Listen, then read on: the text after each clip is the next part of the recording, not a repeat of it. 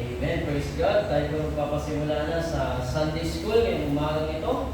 Bagaman tayo medyo na late, pero tayo magtitiwala sa ating Panginoon na tayo sasamahan niya sa pag-aaral ngayong umaga. Amen. Ako po ay magbabahagi sa ating pangalawang topic ngayong umaga, Your Best Life Not Now. Amen. Topic number 2. Ang ating topic po ay pinamagatang Spiritual Immigrants. Amen.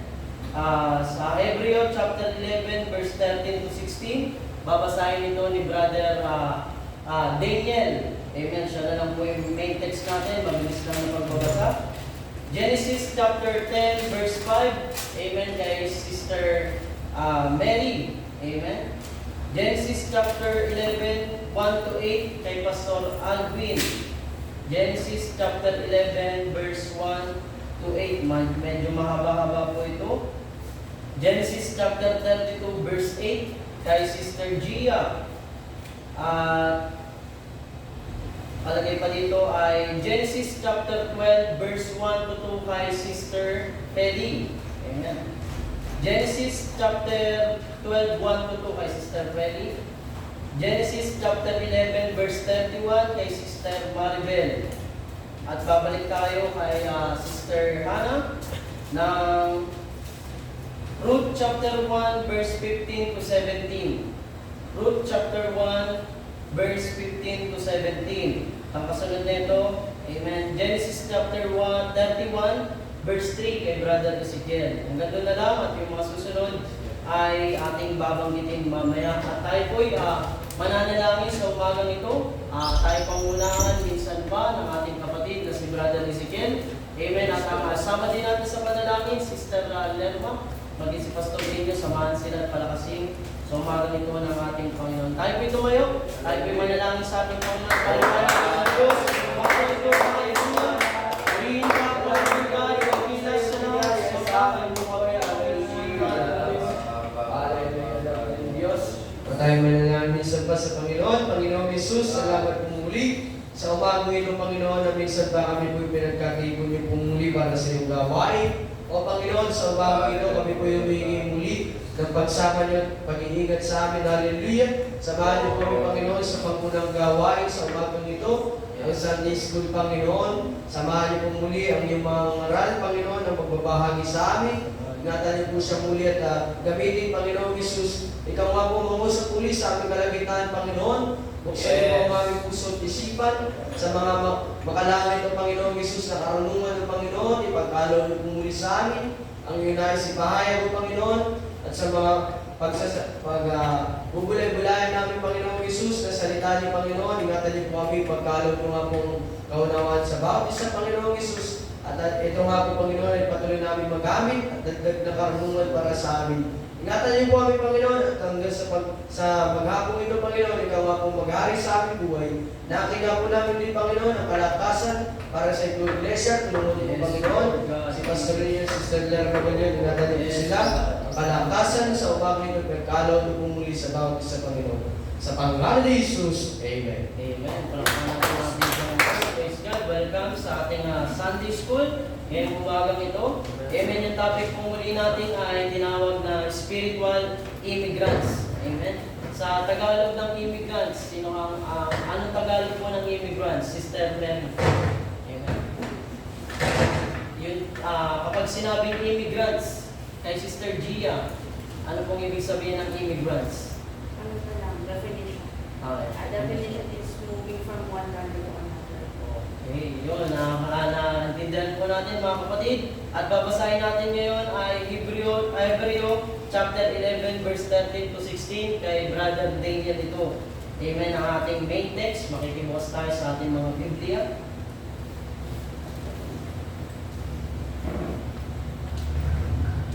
Hebrews chapter 11 verse 13 to 16.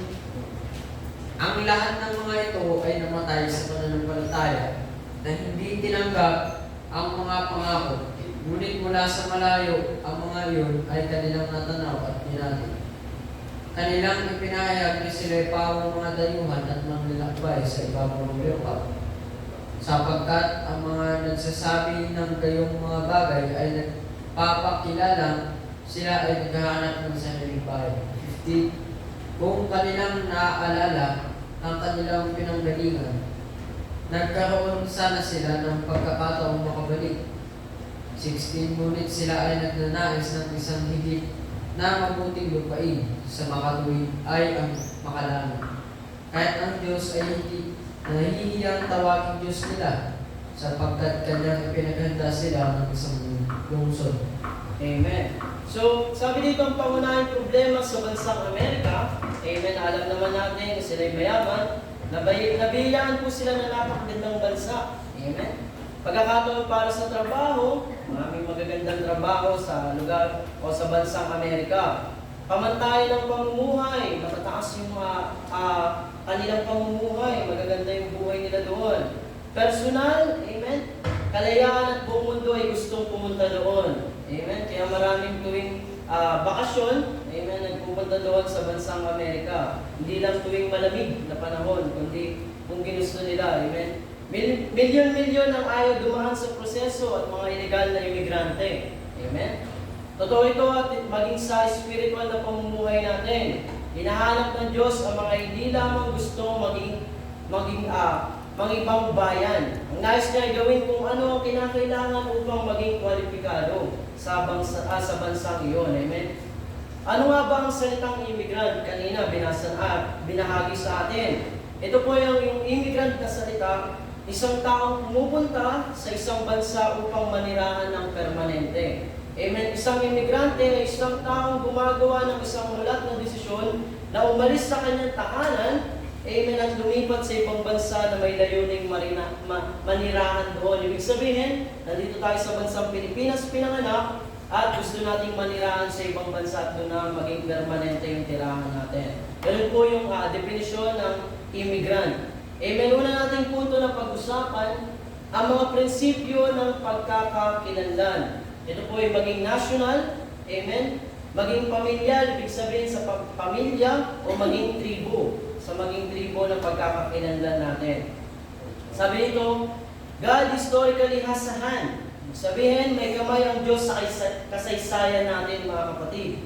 Sa Genesis chapter 10, verse 5, natin babasahin kay Sister Mary. Genesis chapter 10, verse 5. Ito ang mga anak.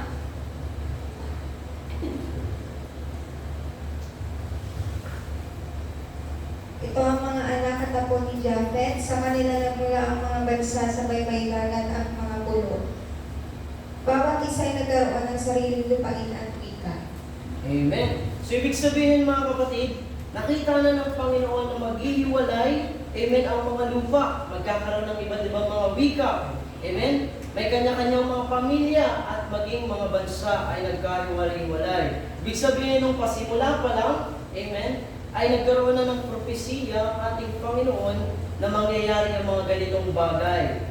Ito po yung pagsimula ng pagtupad ng propesiya ng ating Panginoon na tinatawag din pong Torre ng Babel, Torre of Babel. Amen. Sa Genesis chapter 11, verse 1 to 8 na mula kay Pastor Alvin. Amen.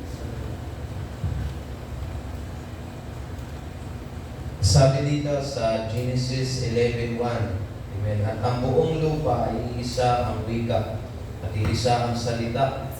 At nangyari na ang kanilang paglalakbay sa silangan at nakasumpong sila ng isang kapatagan sa lupain ng Sinar at sila ay nanahan doon. 3. At nakasumpungan at hali kayo, tayo ay gumawa ng mga laryo at ang ating lutuin at na maputi at arena o anirani nilang bato at laryo.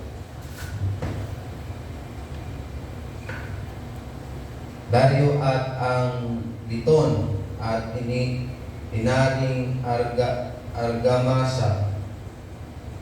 4. At nagsipagsabi, hali kayo magtayo tayo ng isang bayan natin, ng isang muog. Isang muog na taluktok niyaon at abot sa hangganan sa langit at maglalagay tayo ng isang ngalan, baka tayo ay mangalan sa ibabaw ng buong lupa. At bumaba ang Panginoon upang tingnan ang bayan at ang muog na itinayog ng mga anak ng mga tao. 6. At sinabi ng Panginoon, narito sila ay isang bayan at silang lahat ay may isang wika. At ito ang kanilang pinasimulang gawin. At yaong ay walang nakasasawata sa anumang kanilang balakid gawin. Amen. At 7, halikayo, tayo ay bumaba at diyan din ang ating guluhin ang kanilang wika at anupat sila ay huwag magkalastasan sa kanilang salita. Ganito ang pinanabog sila ng Panginoon mula riyan at sa ibabaw ng buong lupa at ang kanilang iniwan ang pagtatayo ng bayan. Kaya nga, ang pangalang itinawag ay Babil sapagkat doon ginulo ng Panginoon ang wika ng buong lupa at mula roon ay pinanabog sila ng Panginoon sa ibabaw ng buong lupa. Ito ang silang lahi ni Sim at may 100 taon si Shem at naging anak si Arpakshad 2 taon at pagkatapos ng bahang gumunaw 11 at nabuhay si Shem pagkatapos na maipanganak na lamang ang daang taon at nagkaanak ng mga lalaki at mga babae. Amen. Praise God. So, ibig sabihin po mga kapatid, nagsimula ito sa panahon ni Noah.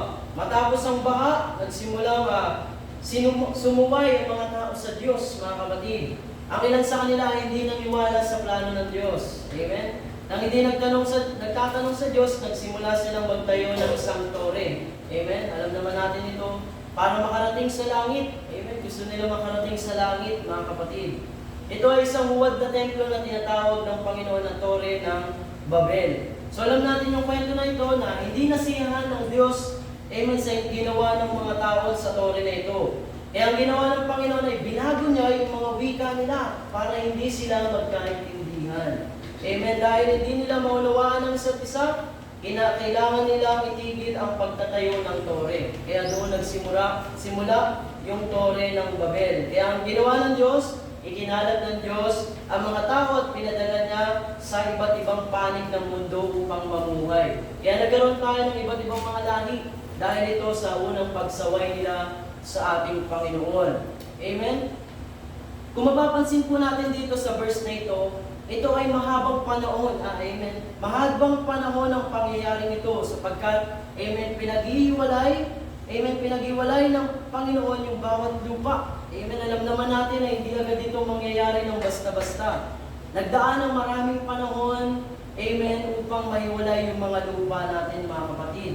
Amen, pagkakaroon ng kanya-kanyang mga wika, hindi naman agad-agad na mababago yung wika natin. Halimbawa na ng wika natin na Tagalog. Amen? Hindi agad ito masasamahan ng English kung hindi dumaan yung maraming panahon. Katulad na dumaan ng digmaan. Amen? Dumaan yon sa maraming siglo bago tayo nagkaroon ng iba't ibang mga wika. Ganon din po yung sabi dito, madaming bansa ay hindi basta-basta nangyayari agad. Mahabang panahon ang binubugol dito sa panahon na ito. Yan sabi, kung i-imagine na natin sa panahon ni Noah, nung gumawa siya ng malaking arka hanggang sa bumaha at naubos sa mga tao, ibig sabihin, mahabang panahon ang lumipas bago nangyari yung propesiya ng ating Panginoon na magkaroon ng pagkakahiwalay ng mga bansa, magkaroon ng iba't ibang mga pamilya, magkaroon ng iba't ibang mga wika. At babasahin din natin ito sa Genesis chapter 32, verse 8. Amen. Na kay Sister Gia. Genesis chapter 32 verse 8. At kanyang sinabi, nung dumating si Esau sa isang pulutong at kanyang saktan, ang bulutong kung natitira ay tatamaan. Amen.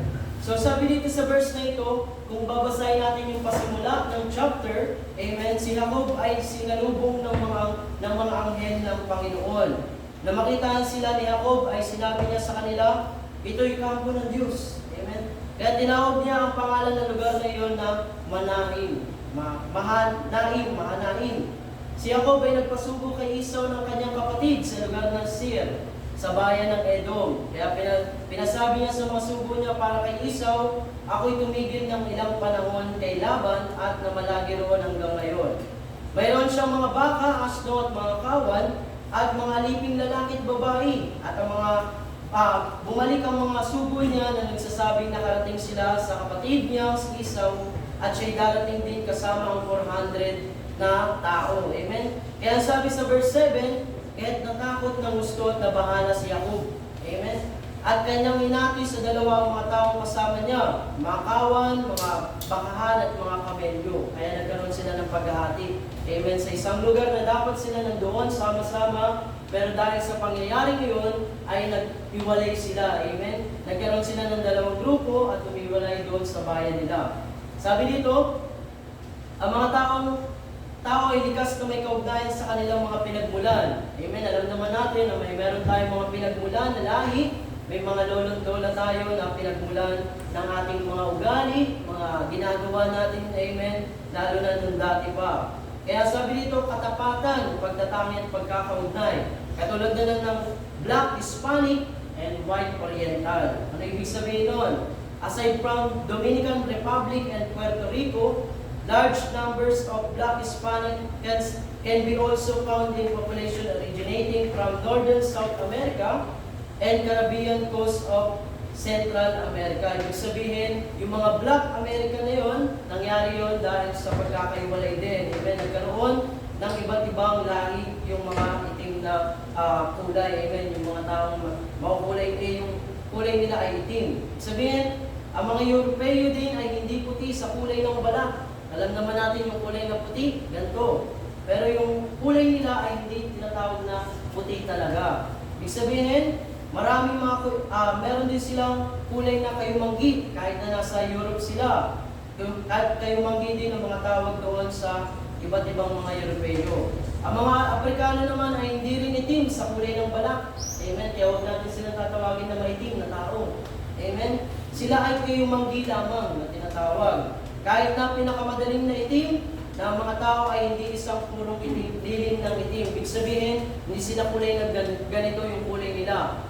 Sabihin, kayo manggi pa din kahit na itim na yung, parang paitim na yung kulay nila, mga kapatid.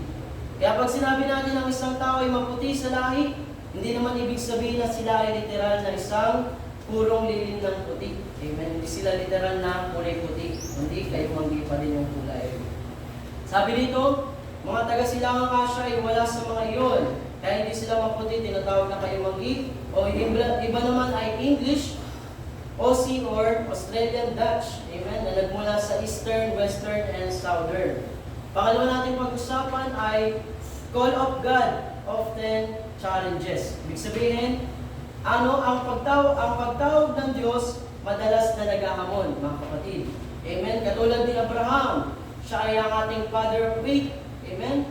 Ilang tao lang ang nagkaroon ng malaking impluensya sa iba't ibang mga reliyon sa daigdig. Katulad po ni Abraham, amen, na pinagpipitagan ng mga Hudyo, Muslim at mga Kristiyano ay nilarawan bilang isang napakahalagang tauhan sa kasulatan at isang kahangahangang halimbawa ng pananampalataya yung ginawa ni Abraham. Tinutukoy siya sa Biblia bilang ama ng lahat niyong may pananampalataya. Amen? Sabi dito, bakit kaya napakalaki ng respeto ng mga tao kay Abraham?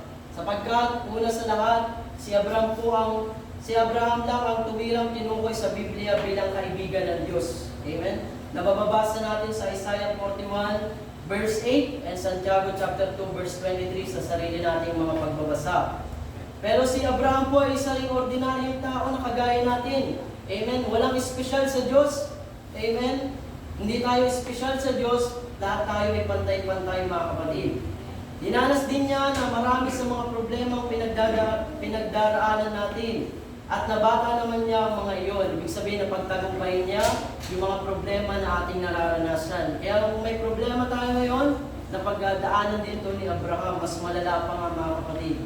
Sa Genesis chapter 12 verse 1 to 2, kay Sister Penny. Genesis 12,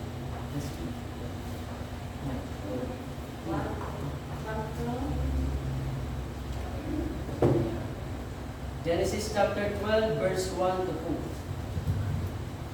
Sinabi ng Panginoon kay Abraham, umalis ka sa iyong lupain, sa iyong mga kamag-anak, sa bahay ng iyong ama, at pumunta ka sa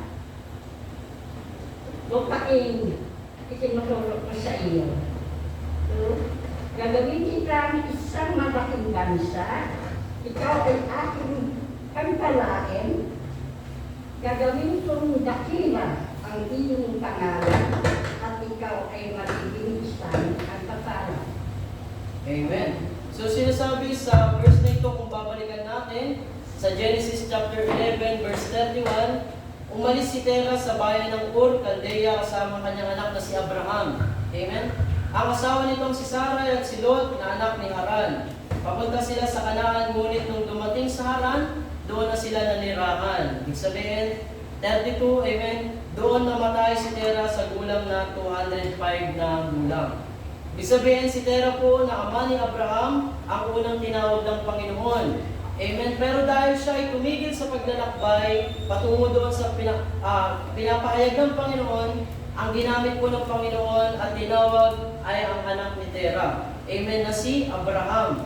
Kaya ang pinapakita ng Panginoon kapag ang mga ama na tinawag ng Panginoon kapag tumigil, amen, sa pagsunod sa Panginoon, ang tatawagin po yung mga anak niyo, mga kapatid. Ganun yung ginawa ng Panginoon kay Terah, na tinawag si Abraham na kanyang anak. Ibig sabihin, kung anong ginawa ng ama, ay ipagpapatuloy ito ng anak. Amen? Kaya kung anong ginagawa ngayon ng mga ama, ay gagayahin ito at susundin ng mga anak. Ganun po ang nangyayari. At alam din natin na binigyan ng pagsubok si Abraham kung siya ay tawagin ng Diyos. At alam din natin na sinubok ng Panginoon si Abraham. Sinabi niya kay Abraham na ihain ito ang kanyang minamahal na anak na si Isaac. Pero, gayong wala pa itong asawa at mga anak, bagamat masakit itong para kay Abraham. Pero handa pa din siyang ihandog si Isaac na kanyang anak na kaisa-isa.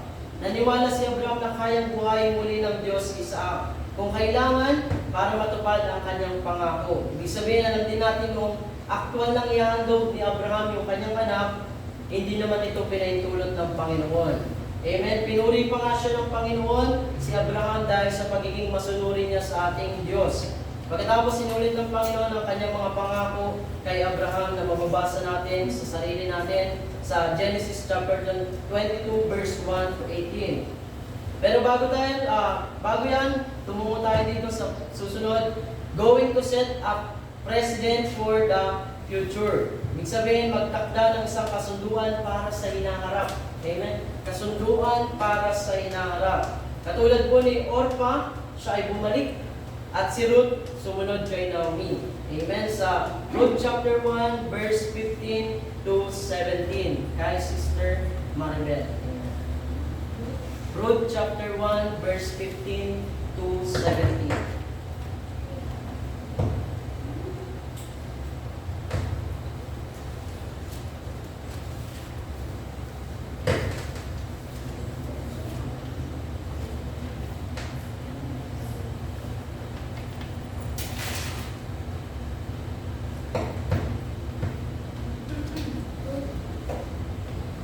Ruth chapter 1, 15 to 17. At sinabi niya, narito ang iyong hipag ay bumalik na sa kanyang bayan at sa kanyang Diyos. Bumalik kang sumunod sa iyong hipag. At sinabi ni Ruth, wag mong ipamanhik na kita'y iwan at bumalik na umiwalay sa iyo, sapagkat kung saan ka pumaroon ay paroroon ako, at kung saan ka tumigil ay titigil ako, at ako ang iyong bayan ay magiging aking bayan, at ang iyong Diyos ay aking Diyos. Kung saan ka mamatay, ay mamamatay ako, at doon ako ililibing. Hatulan ako ng Panginoon at lalo na, maliban ang kamatayan ang maghiwalay sa iyo at sa akin.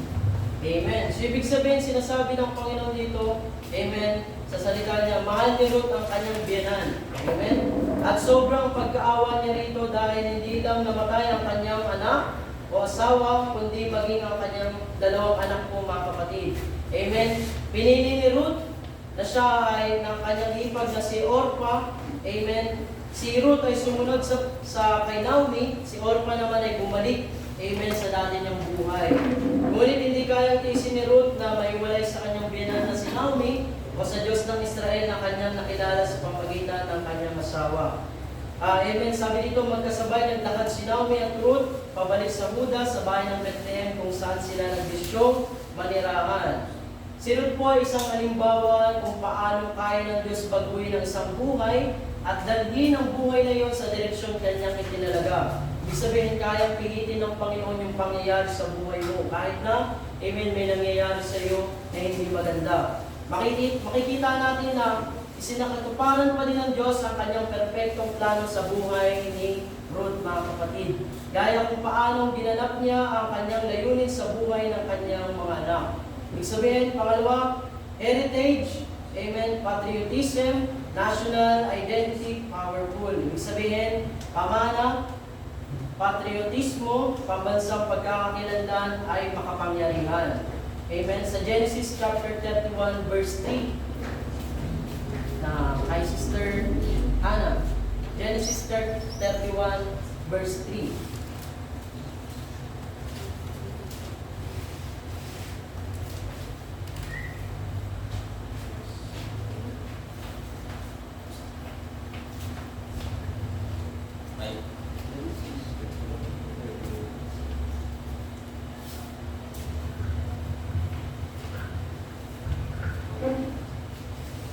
Kaya sinabi sa kanya ni Yahweh, magbalik ka na sa lupain ng iyong mga magulang at mga kamag-anak at sasamahan kita.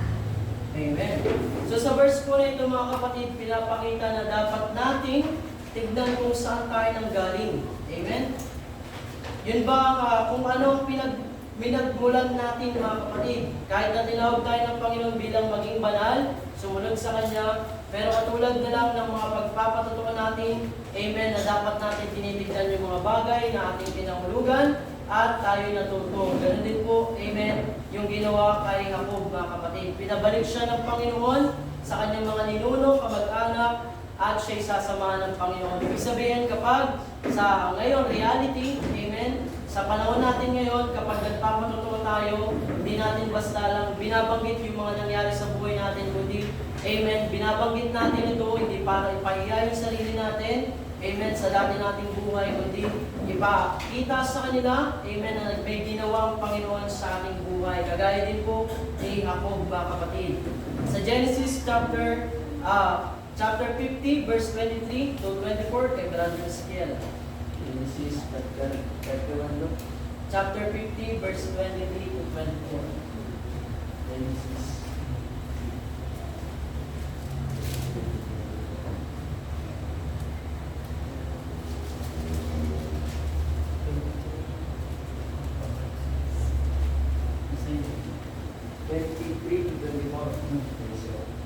Genesis chapter 50 verse 23 to 24. Inabot pa siya ng mga apo ni Ephraim, gayon din ng mga apo niya kay Makir na anak ni Manases. Sinabi niya sa kanyang mga kapatid, malapit na akong mamatay, ngunit huwag kayong mag-alala. Iingatan kayo ng Diyos at ibabalik sa lupaing ipinangako niya kina Abraham, Isaac at Jacob. Amen. So pinapakita din sa verse na ito na naabutan pa ni Jose ang ikatlong salinlahi ng kanyang anak na si Ephraim. At ang mga po sa tuhod ni Jose, ibig sabihin nakalipas po ng 430 na taon, ay doon nila nakalimutan yung ginawa kay Jose.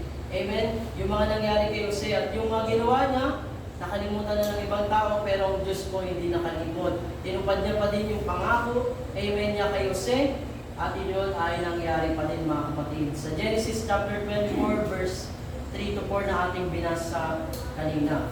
Amen. Sabi naman dito, sa verse na ito, sinasabi din, Amen, ng Panginoon, ikaw ay pamumunuin sa ngalan ng Panginoon, panunumpain sa ngalan ng Panginoon ng Diyos ng langit at lupa, na hindi mo ikukuha ang asawa ang aking anak sa mga anak na babae ng mga Kananeo, na siyang aking tinitirhan. Kundi ikaw ay pumunta sa aking lupain at sa aking mga kamag-anak, at ikuha mo roon ng asawa ang aking anak na si Isaac. Ibig sabihin sa Genesis na ito na ating binasa kanina, Amen, sinasabi na si Eliezer po ang katiwala, Amen, pinakamatandang at katiwala ni Abraham.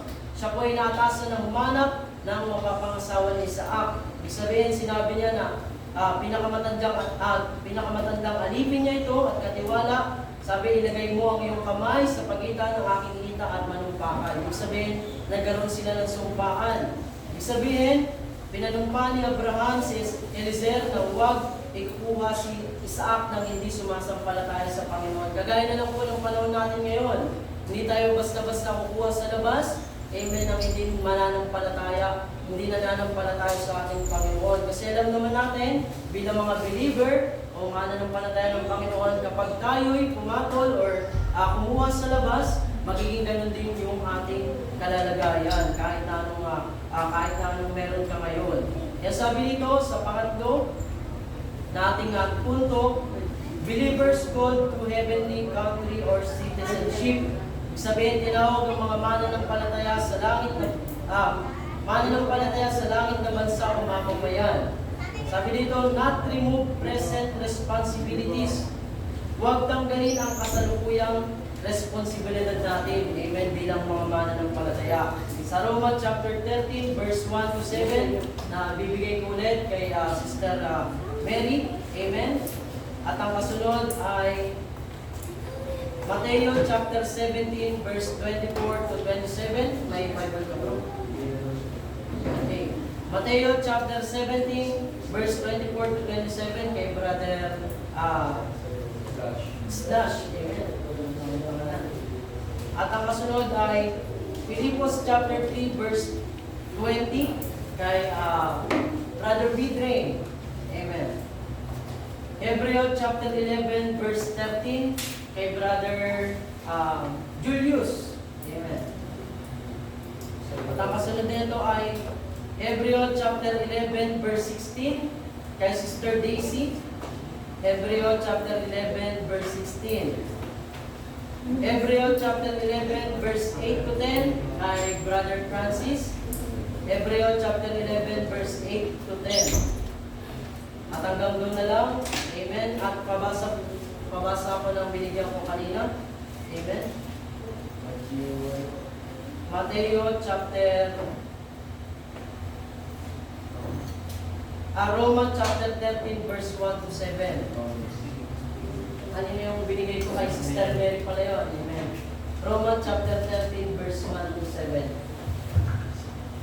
Roma 13, verse 1, ang bawat tao ay magpasakop sa mga namamahalang autoridad sapagkat walang pamamahala na hindi mula sa Diyos at ang mga pamamahalang iyon ay itinalaga ng Diyos. 2, kaya't ang lumalaban sa may kapangyarihan ay lumalaban sa itinalaga ng Diyos at ang mga lumalaban ay tatanggap ng kahatulan sa kanilang sarili. 3, sapagkat ang mga pinuno ay hindi kilabot sa mabuting gawa kundi sa masama. At ibig mo bang huwag magkaroon ng takot sa may kapangyarihan? Gawin mo ang mabuti at magkakamit ka ng kapurihan mula sa Kanya. Sapagkat siya'y lingkod ng Diyos para sa kabutihan mo. Ngunit kung masama ang ginagawa mo, matakot ka, sapagkat hindi walang kabuluhan ang pagdadala niya ng taba. Siya'y lingkod ng Diyos upang ilapat ang poot sa gumagawa ng masama. 5, kaya nararapat na magpasakop, hindi lamang dahil sa galit, kundi dahil din sa buti. 6, sapagkat sa gayon din dahilan ay nagbabayad din kayo ng buwis, sapagkat ang namamahala ay mga lingkod ng Diyos na patuloy na nangangasiwa sa bagay na ito. 7, ibigay ninyo sa lahat ang sa kanila ay nararapat, buwis sa dapat buwisan, ambag sa dapat ambagan, paggalang sa dapat igalang, parangal sa dapat parangalan. Amen. Anong ibig sabihin ng ating Panginoon or pinapahayag dito sa verse na ito? Amen.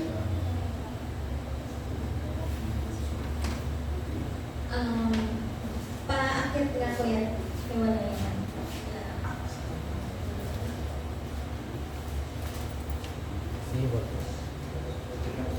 Tapos Sister Mary. Ayan. So, ang sabi po dito, bawat tao ay matutong magpasako sa ating Panginoon kung ito ay kung pag-uusapan natin ngayon about sa church. So, may mga itinalaga ang Diyos na mamamahala sa bawat iglesia. For example na lang yung ating pastor. So, matuto daw po tayong magpasako sa ating Panginoon. So, yun lang. Amen. Palakpakan natin ang ating Panginoon. So, dito naman sa Peter Temple Tax, ibig sabihin ay inutusan ni Jesus si Pedro na mag-isda, kumuha ng pera sa bibig ng isda para bayaran ang buwis. So pinapaalala nito, pinapakita ito sa Marcos chapter 12 verse 13 to 17 sa sarili nating pagbabasa na dapat nating ibigay ang kay Cesar at ang Diyos ay sa Diyos, mga kapatid. Ibig sabihin, kung ikaw ay may trabaho, kung ikaw ay nagtatax sa ating gobyerno, gawin mo ito, mga kapatid, dahil responsibilidad natin ito sa government. Amen? Pero kapag ikaw naman ay nasa church, gawin mo yung inuutos ng Panginoon na pagbibigay ng ikapu, sapagkat ito ay utos ng Panginoon at ito din ay isa sa pagsamba natin sa ating Panginoon.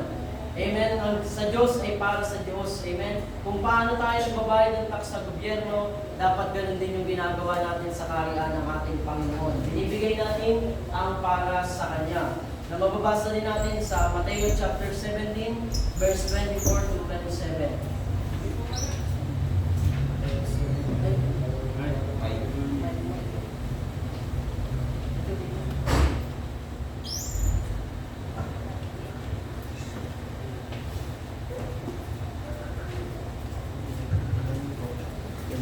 Mateo chapter 17 verse 24 to 27. Pagdating nila sa Capernaum, lumapit kay Pedro ang mga mananingil ng buwis para sa templo. Nagbabayad ba ng buwis para sa templo ang inyong guro? Tanong nila. 25. Opo, sagot ni Pedro. Nang pumasok siya sa bahay, tinanong siya ni Jesus, ano sa palagay mo? Simon, sino ba ang nagbabayad ng buwis sa mga hari dito sa mundo? Ang mga mamayan ba o ang mga dayuhan? 26. Ang mga dayuhan po, tugon ni Pedro. Sinabi ni Jesus, kung gayon, hindi dapat magbayad ang mga mamayan. 27. Gayon man, para wala silang masabi sa akin, pumunta ka sa lawa at manuwit ka. Kunin mo ang unang isdang mahuli mo. Ibuka mo ang bibig mo at kung may makikita kang isang salaping pila, kunin mo iyon at ibayad mo para sa buwis natin dalawa. Amen. So, ibig sabihin, gawin natin yung responsibility natin, mga kapatid, sa government at sa loob ng iglesia ng ating Panginoon. Amen. Pangatlo, contracts, agreements, citizenship, obligations sa serve in war. Ibig sabihin, mga kontrata, kasunduan, mga obligasyon sa pagka-mamamayan, ito ay maglingkod sa digmaan. Amen. Better call, citizenship in heaven, ang mas magandang tawag po, amen, yung ating pagkamamamayan sa langit, hindi po dito sa lupa lang, mga kapatid. Una dito ay colonies of heaven on earth, mga kolonya ng langit sa lupa. Amen. Sa Pilipos chapter 3 verse 20, nababasahin ni Brother Vidre. Subalit sa kabilang dako, tayo ay mga mamamayan ng langit. Mula rooy, hihintay nating may pananabik ang Panginoong Jesucristo, ang ating Panginoong Jesucristo na ating tagapagligtas. Amen. Anong sabi ng ating Panginoon sa verse na yan? Hihintay po natin yung pagbalik ng Panginoong Jesus. Okay. So kung mapapansin natin sa verse na ito, mga kapatid, sapagkat ang ating pagkamamamayan ay nasa langit. Amen? Bilang mga mananampalataya ng Panginoon, hindi tayo permanente dito tayo maninirahan sa lupa, kundi sa langit po tayo magiging permanente, mga kapatid.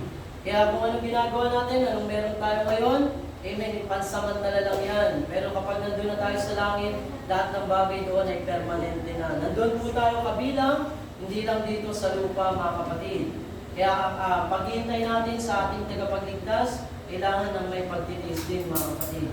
Sabi dito sa pangalawa, responsibility to live with perspective. Ibig sabihin, responsibilidad na mamuhay ng may mabuting pananaw.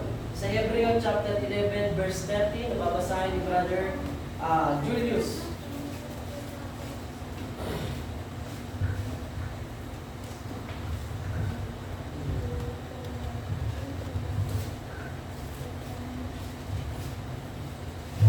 Ayon sa sinabi ni Pablo sa chapter 11 verse 30, ayon sa pamamanampalataya ay namatay ang lahat ng mga ito na hindi kinamtan ang mga pangako, ngunit kanilang nakita na natanaw mula sa malayo at kanilang ipinahayag na sila'y pawang taga-ibang bayan at mga lakbay sa ibabaw ng lupa. Amen. Sabi dito tinuturo ng manunulat ang lalim ng pananaw na ito. Ibig sabihin, perspective. Para sa mga tunay na nagtitiwala sa Diyos, ang buhay sa lupa ay pansamantalang paglalakbay lamang po natin, mga kapatid. Ang mga Kristiyanong manunulat ng kanta at makata ay madalas na tumutukoy sa ideya na ang buhay na ito at ang mundong ito ay hindi ang ating tunay na tahanan. Mga kapatid, tandaan po natin, amen, hindi ito ang tunay nating tahanan bilang mga mananampalataya ng ating Panginoon. Sa halip, gaya ng pinapahiwatig ng aklat ng mga Hebreo, tayo ay mga dayuhan at mga, amen, dayuhan lang dito sa lupa. Ito yung uri ng pananampalataya na nagpapaintulot sa atin na magtiwala tayo sa ating Panginoon. Amen. Sabi naman sa Hebreo chapter 11 verse 16, amen, nababasahin ni Brother Francis. Ay, ano ba yun? Ay, Sister Daisy pala. Ito sabi sa Hebreo 11 verse 16. Ngunit ang hinahangad nilang isang lungsod na higit na mabuti. Ang lungsod na nasa langit. Kaya naman hindi ikinahiya ng Diyos na siya'y tawagin Diyos nila sapagkat siya'y ipinaganda niya ng isang lungsod. So, ang Diyos ay tapat na ako sa atin na sa kanila na bibigyan siya ng mabuting lungsod. So, ang pinakamabuting lungsod na ibinigay sa niya ng Diyos ay nasa langit. So, at hindi ikay ng Diyos na talagang tawagin sa Diyos dahil dapat ang Diyos ay nangako. Sa pangatlo naman, long history underlines. Ibig sabihin, pagsalungguin sa mahabang kasaysayan. Sa Hebreo chapter 11 verse 8 to 10. Verse 8, dahil sa pananampalataya, sumunod si Abraham nang siya'y utusan ng Diyos upang pumunta sa isang lupaing pinangako sa kanya. Sumunod nga siya kahit hindi niya alam kung saan siya pupunta. Dahil din sa kanyang pananampalataya, siya ay nirahan bilang dayuhan sa lupaing nangako sa kanya. Mga tolda ang naging tirahan niya tuwing 15 na Isaac at Jacob na tumanggap ng ganoon ding pangako. Kaya sapagkat pumasa si Abraham ng isang lungsod na may matatag na populasyon at ang Diyos mismo ang nagplano sa kanya. Amen. Maliwanag naman po na ito tumutukoy sa pananampalataya. Iba kasi yung ating kinabukasan na naunawaan ni Abraham. Isaac at Jacob. Iba yung ating pag-asa sa buhay pagkatapos ng buhay sa lupa. Naunawaan nila na yung mundong ito ay papunta sa destruction. Yun naman talaga ang destiny ng earth, ng world. Ito ay patulong sa destruction. Kaya huwag tayong parang ang message sa atin dito, huwag tayong focus masyado sa mga bagay na pansamantala. Although kailangan natin, huwag doon tayo mag-focus kasi ang talagang ating citizenship hindi sa lupa, kundi sa langit. Yun talaga nakita nila na kung saan yung ating pong destiny sa kabilang buhay ay may mas katatag na pundasyon na malaki na yung ating Panginoon Jesus. Palapuan natin ang kaya sa pamuli, tandaan po natin, ang pagiging mamamayan ng Amerika ay hindi maiambing sa kaluwalhatian ng langit. Ibig sabihin, mas maganda yung patutunguhan natin kaysa sa bansang Amerika. Inihantulad lang po ito, amen, sa bansang Amerika dahil maganda yung place na yon, yung lugar na yon, pero mas maganda yung patutunguhan natin kaysa sa lugar na yon.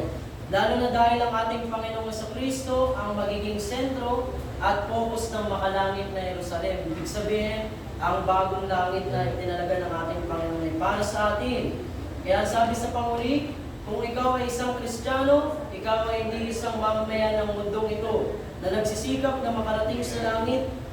Ikaw ay isang mamamayan ng langit na tumatahak sa mundong ito, sabi ni Vance Havner. Ibig sabihin, amen, tayo ay citizenship ng langit, hindi ng earth na ito. Alam naman natin, amen, na sabi nga sa yung panguli ay distraction yung mangyayari sa earth na tinalaga ng ating Panginoon. Kaya ngayon, diyan po nagtatapos ang ating pag-aaral patungkol sa ating topic, amen, ating binasa kanina. Ito po yung Your Best Life Not Now, topic number 2, Spiritual Immigrants. Kaya ngayon ay tayo ay magdadako na sa mga question and answer natin, sa mga natutunan natin at pinahayag sa inyo ng ating Panginoon sa ating pinag-aralan. Una kong tatawagin ay si Sister Gia at ang kasunod ay si Pastor Alvin.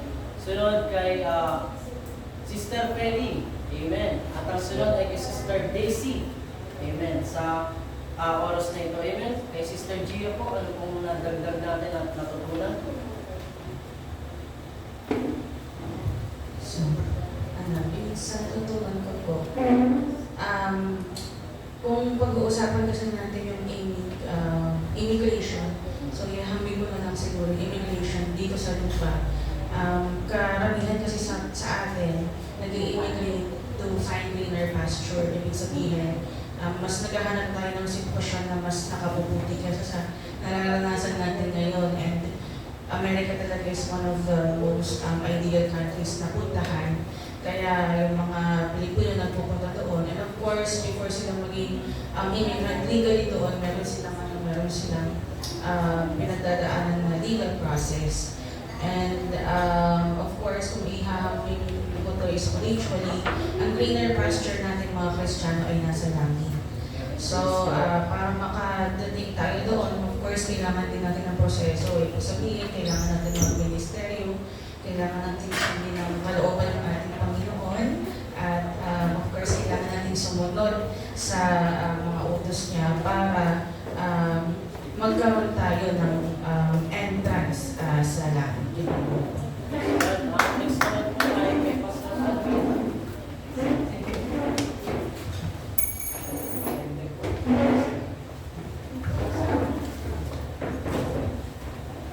Praise God, amen. So sa ating sa natutunan ko lang, amen. So yun nga, kaya mga nabanggit, amen. So isa lang naman kailangan natin talaga, amen, ay tuloy na sumunod sa kalooban ng Panginoon. Amen. Kasi makikita natin doon yung sila Abraham, amen. Grabe sumunod ng palataya sa Panginoon. So, igalang natin yung mga binigyan ng otoridad, amen, hindi sa lahat sa atin, binigyan ng ating Panginoon ng kapangyarihan. So, yun lang, amen, igalang natin, amen. Kay Sister Daisy.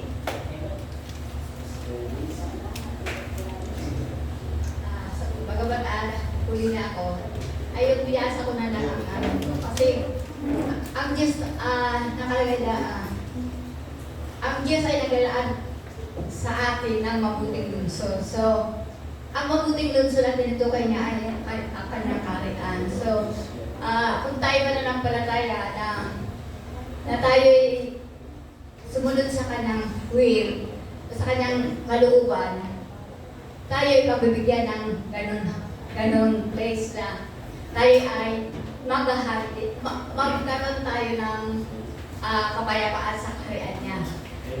Siguro, tiyak talaga, kung tayo isang tagapagsunod niya or mananampalataya tayo lang buong puso mo, ikaw talaga ay mapapunta sa langit. Tiyak yun. Kung ikaw naman ang hindi ko nananampalataya, dalawang isip ka pa, siguro, andito ka pa sa iyang pag-trials. Kaya ang Diyos ay laging tayo, gusto niyang ilapit tayo sa Kanya na ikaw, anak, dapat lumapit ka sa Kanya. Na ikaw, anak, magiging anak kita. Yun ang gusto lang ko ito na tayo gusto lumapit sa Kanya at manalig sa Kanya. Yan ako. Thank you.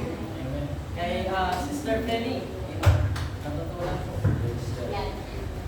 Ang akin ano dito na intindihan tayo dito sa lupa ay naglalakbay lang tayo. Mayroon tayong hangganan.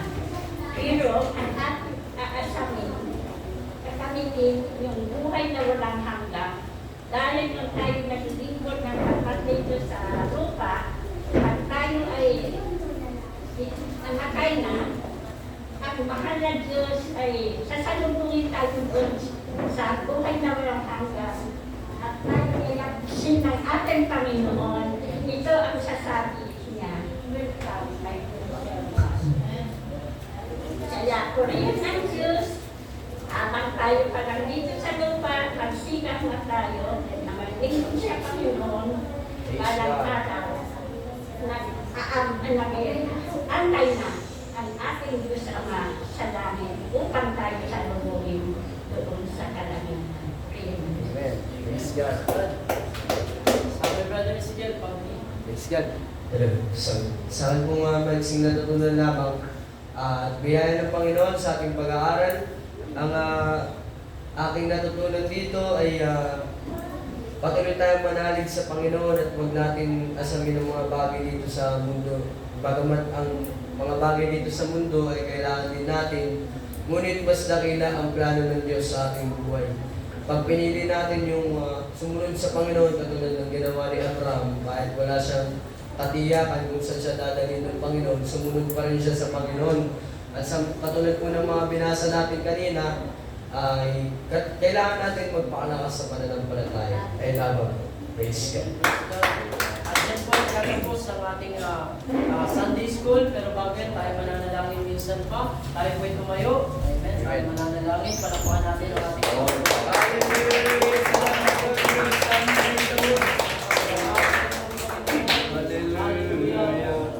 po'y manalangin na magbanal na makapangyarihan sa lahat. Sa pangalan ng anak ng Jesus. Salamat po, God, sa umagang ito sa pagpapaunawa ng iyong mga salita, Panginoon God, na kami po'y dayuhan lang dito sa lupa at ang tunay naming tirahan ay sa langit, Panginoon, at tinalaga mo, Panginoon God, para sa iyong mga mananampalataya. Tulungan mo kami, God, na kami laging sumunod sa iyo, magtiwala, at lalong, God, matuto din ang iyong mga salita, Panginoon. Ikaw lagi, God, ang magpahayag sa amin, di namin kaya mga bagay na ito, lalo na mga pagsubok, kung wala aming banal na spirito na siyang umaliw sa amin, Panginoon God.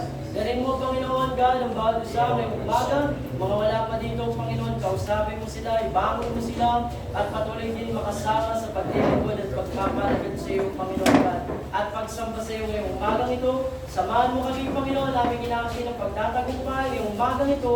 Salamat ko ikaw, pumupurihin at maitaas sa pangalan ng Jesus. Amen.